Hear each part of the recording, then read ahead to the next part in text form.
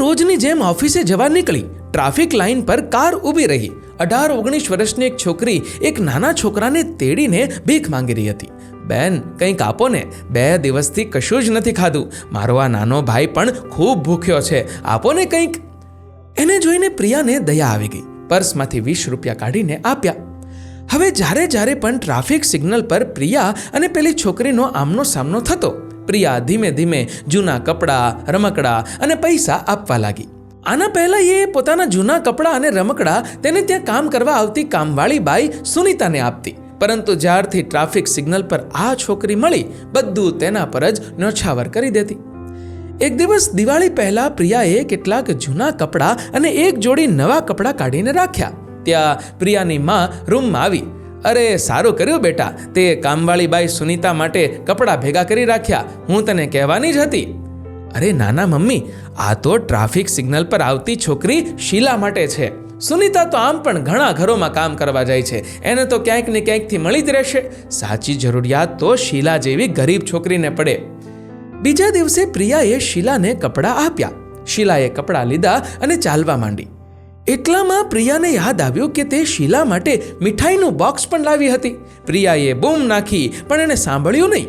પ્રિયાએ ગાડી પાર્ક કરી અને એ દિશામાં ચાલવા લાગી. શીલા એના ઘર પાસે પહોંચી ગઈ હતી. પ્રિયાએ જોયું તો શીલા એની બીજી એક સહેલી સાથે વાત કરી હતી. અરે યાર રજ્જો, આ મારી મેડમ તો સાવ કંજૂસ નીકળી. કપડાં આપ્યા અને એ પણ જૂના ભંગાર થઈ ગયેલા. આવા કપડાં તો શીલાની જૂતી ન સૂંઘે. હા, આટલું બોલી શીલાએ કપડાં એક ખૂણામાં ફેંકી દીધા અને ઘરે ચાલી ગઈ. પ્રિયાને આ દ્રશ્ય જોઈને ગુસ્સો તો ખૂબ આવ્યો. મન થયું કે શીલાને એક થપ્પડ મારી દઉં, પરંતુ પોતાની જાતને કંટ્રોલમાં રાખી અને ખૂણામાં રહેલા કપડાં ઉઠાવ્યા અને ઘરે આવી ગઈ. ઘરે આવીને પ્રિયા ખૂબ રડી. એની મમ્મીએ સમજાવ્યું કે બેટા, જે દેખાય છે એ હોતું નથી અને જે હોય છે એ દેખાતું નથી. કંઈ નહીં, છોડ. એ બહાને તને સચ્ચાઈ તો ખબર પડી ને.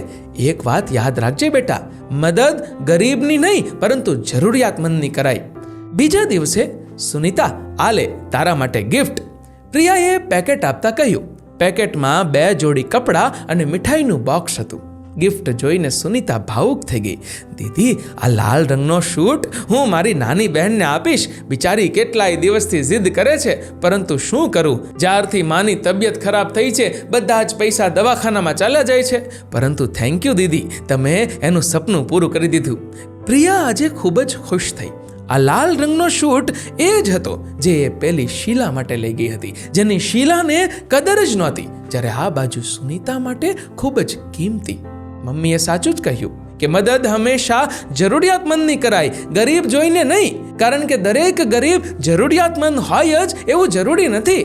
જ્યારે પણ આપણે કોઈ ગરીબ ભિખારીને જોઈએ છીએ ને, ત્યારે તરત જ ભાવુક થઈને આપણે તરત જ એને પૈસા આપી દઈએ છીએ. મદદ કરો, અવશ્ય કરો, પરંતુ એને કરો જે જરૂરિયાતમંદ હોય, જે ગરીબ દેખાવાનું નાટક કરતો હોય એને નહીં. મિત્રો, આ વિડીયો વિશે તમારું શું કહેવું છે નીચે કમેન્ટ કરીને જરૂરથી જણાવજો. અને મિત્રો, જો વિડીયો ગમ્યો હોય તો વિડીયોને લાઇક કરજો, વધુમાં વધુ લોકો સાથે શેર કરજો અને આવા જ બીજા પ્રેરણાદાયી વિડીયોઝ જોવા માટે સબસ્ક્રાઇબ કરો અમારી ધ ગુજ્જુ મોટિવેશન નામની યુટ્યુબ ચેનલને અને ફેસબુક પર ફોલો કરો અમારા પેજને. ધન્યવાદ.